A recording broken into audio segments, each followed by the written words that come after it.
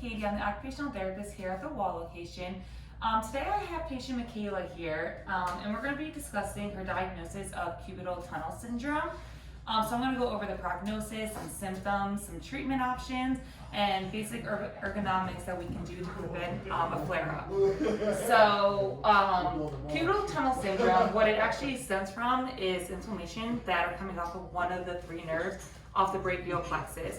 So the brachial plexus comes off the neck, it comes down into the shoulder, into the elbow, down into the hand. And the one that specifically is inflamed in Michaela is the ulnar nerve. So that one, like I said, off the neck, into the shoulder, down into the cubital tunnel, and then when it comes into the hand, it distributes into the fourth and fifth digit. So common symptoms that she sees is numbness, some tingling. Oftentimes you have some weakness of opening up jars because these two fingers are weak. If you've ever hit your funny bone or anything, that's what you're actually hitting. You're actually hitting the ulnar nerve because it's right on the side of your elbow. So the cubital tunnel it's a small little tunnel, so when that nerve is inflamed, it's constricted. So most commonly the way these people get this syndrome is from constant pressure on your elbows, and it's just causing the nerve to be inflamed. So what you can do are nerve glides. So nerve glides, they're a gentle way of stretching the nerve, and you don't want to overdo it and really flex your elbow because that nerve is going to be pulled around the medial epicondyle. So you want to gently stretch the nerve, you don't want to overwork it. When I suggest doing these, I suggest you doing them 3 times a day, 10 reps at most, because it's not like a muscle, it doesn't like bounce back as easy. So we're going to go over 3 nerve glides. So the first one that I'm going to have you do with your right hand, I want you to make the OK sign. So what you're going to do is very nice and slow. I want you to bring it up to your eye, just like making a funny face like that, and you're going to feel it pulling into that pinky, all right, and bring it back down. So I want you to do that a couple times. So you're really going to feel it pulling. Like I said, it's coming down in from the neck all the way around the medial epicondyle into her pinky when she does this movement. So this is a way to really stretch it out. All right, so that's one of the nerve glides.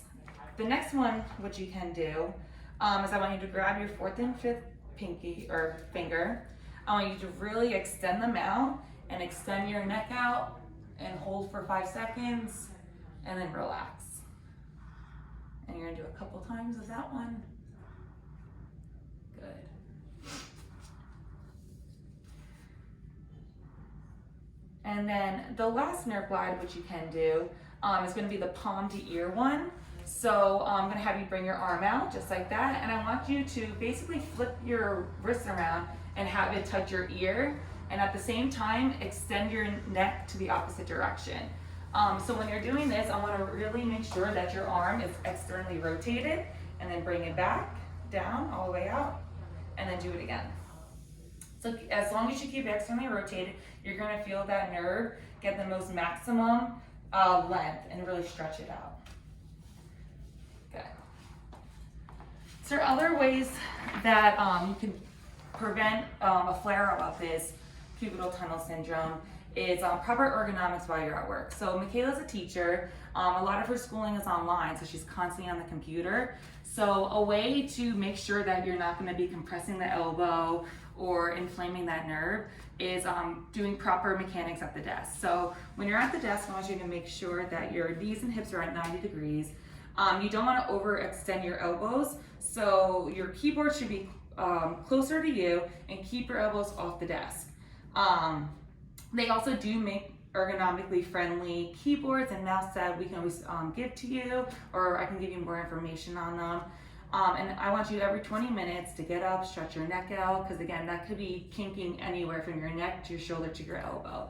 So just making sure that you can be stretched out, and your screen should be below eye level. So if you have any questions, or if anyone's experiencing cubital tunnel syndrome, please feel free to call us. Thank you for watching our video. If you have any questions or any symptoms that you may be experiencing with numbness and tingling, we'd be more than happy to evaluate you, come up with a treatment plan, evaluate your work environment, and see how we can adapt it. Please come visit us at Thompson Healthcare and Sports Medicine here at the Wall location.